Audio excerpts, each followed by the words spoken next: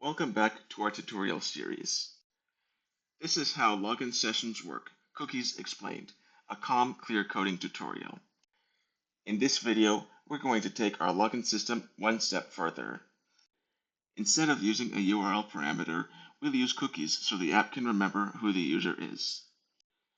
By the end of this tutorial, you'll be able to log in or sign up and stay logged in.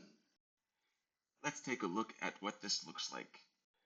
First, I'm going to log in using an existing account. I'll use the test credentials from the last video. After logging in, we're redirected back to the home page. And now we see welcome test@example.com. That means that a session was created and a cookie was set. If I were to refresh the page, I'd still be logged in. Now let's try signing up a new user. I'll type in a new email and password, and then click Sign Up.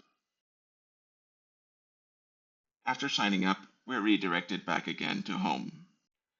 And we see welcome new test@example.com. So whether we log in or sign up, the result is the same. Cookies are small pieces of data that are stored by the browser. They're typically used to store user-specific information. Things like preferences or identifiers that help a website recognize you. Each cookie is generally unique to a user and a specific website. And every time the browser makes a request, it automatically sends that cookie to the server. Now let's look at the login route. This is what happens when we log in with existing credentials. First, we verify the password using bcrypt. If it's valid, we create a session.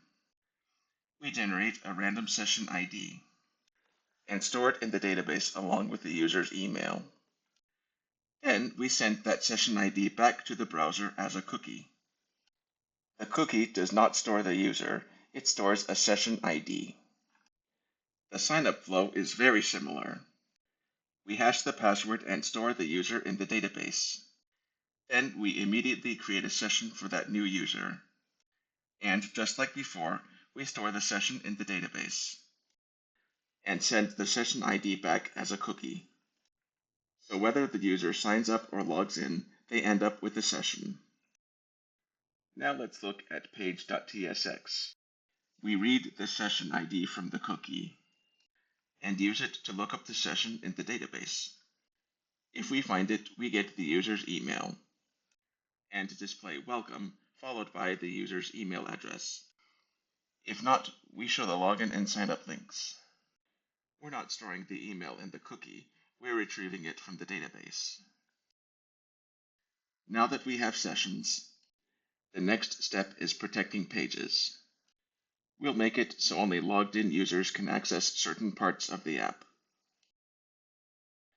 If this kind of direct autism-friendly tutorial is helpful, subscribing is a great way to find your way back here.